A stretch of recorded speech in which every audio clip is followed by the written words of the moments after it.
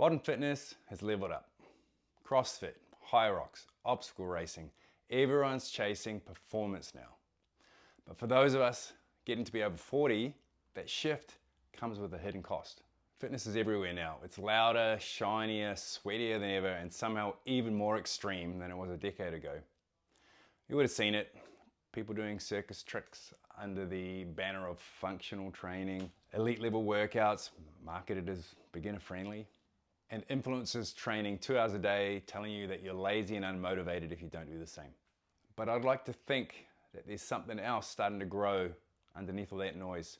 Kind of a counter movement, if you will, a more sustainable philosophy that people over 40 are starting to wake up to. Sometimes after a knee injury, sometimes after burnout, and sometimes simply after trying a workout they had no business doing. Call it practical fitness, minimalist fitness, or just smart, sane fitness. I'm one of the people that's leaning hard into it because 35 years after first joining a gym, I've realized something. Not everyone needs more intensity, more volume, more complexity. They need less noise, a bit less ego, and a whole lot less performative bullcrap. In other words, they need training that actually fits their life. The fitness industry basically runs on insecurity and adrenaline, right? There's no shortage of tips and hacks and routines promising the secret to getting shredded and strong and mobile and athletic, preferably all at once. And every week there's a new, you must do this trend. Exercise has quietly become some kind of performance. You're not working out, you're not exercising, you're performing fitness. Tracking every metric, comparing your zone 2 minutes to some stranger in Utah, chasing bigger lifts every single workout, and trying to recreate elite training sessions that are designed for people who literally do fitness as their job. The message we seem to be getting our eyeballs assaulted with every day is, if you're not doing more, you're not doing enough. Does that sound familiar? If you've heard of hustle culture, this is the fitness version of it. Only instead of causing burnout at your desk, it's causing burnout in your knees, your shoulders, and your soul. Whether it's strength training, cardio, mobility, you name it, we've lost the ability to just measure what actually matters. In your 20s, yeah, output was simple. Lift heavy, go hard, collapse on the floor, feel like a legend. But at 40, 50, and beyond, those metrics change because your life changes. And now instead of a clear win, you're juggling work, stress, and family responsibilities, and you're on a massive sleep debt. You've got old injuries that you're trying to rehab, and your total allostatic load, which is a fancy term for wear and tear of all these stresses. Meanwhile, the fitness industry is still yelling, do more reps, more sets, more intensity, more sweat, more everything. And just like hustle culture, it comes with a hidden cost. The overhead tax of training too much. So in fitness, that overhead tax we're talking about is these excessive warm-ups, all the prehab you've got to do, the rehab afterwards, sore for days on end, if not all the time, the mental planning of the workouts, the emotional guilt for not doing well in your warm-ups, physio appointments, chiro, massage, the low-grade anxiety of constantly being left behind other people, and suddenly your simple 1 hour workout takes up your entire week. And ironically, while you might be getting fitter on paper, you feel less healthy. Now, I used to thrive on intensity, right? I competed in CrossFit, I was chasing PRs every day, doing extra sessions just because. I loved it. But slowly my life was changing behind the scenes. I became a parent, the whole business landscape changed through the pandemic. The family, we all moved to a new town, and those heroic workouts that I used to love, they started feeling kind of stupid. No, not because I suddenly think training hard is stupid, like some kind of reformed smoker, but because the way I was using it didn't match my life anymore. Although sometimes I look back on how serious I took it, and I do have to laugh.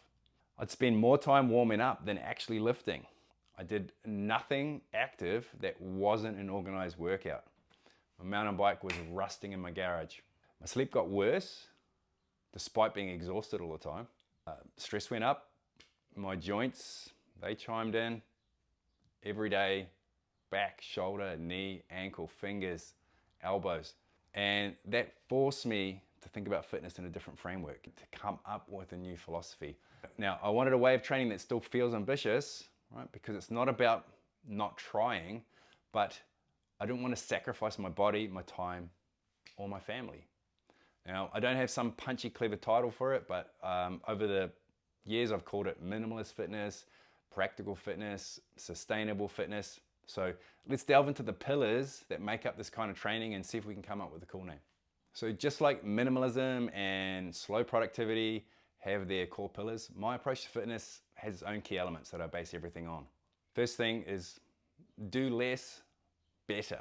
Right? Most fitness programs start to fall apart because they try to train everything, every day, all the time. Strength, hypertrophy, conditioning, mobility, skills, power, Olympic lifting, animal flow, core workouts, rehab, prehab, all in 1 week. Heck, all in 1 day. And that's performance fitness in a nutshell.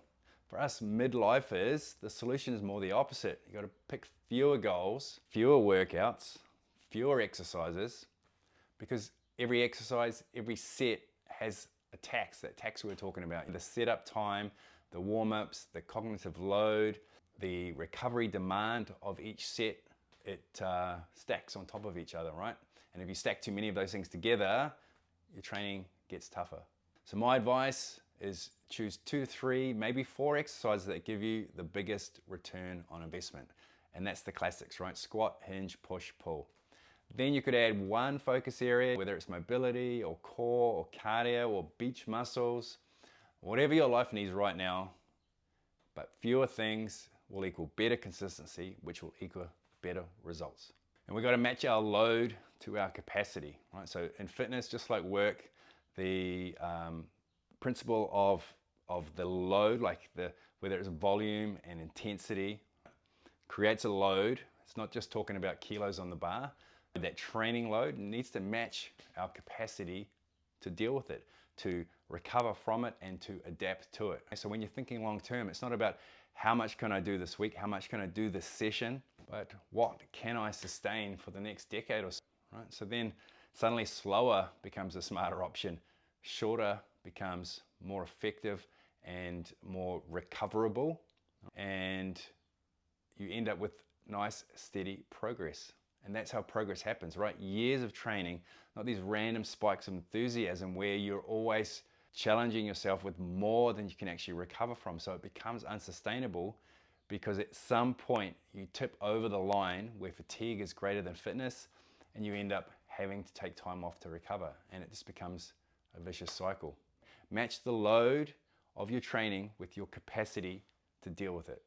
In a similar vein, obsess over quality rather than quantity, because it's always more workouts, more classes, more steps, more metrics, more load, but quality is the ultimate lever.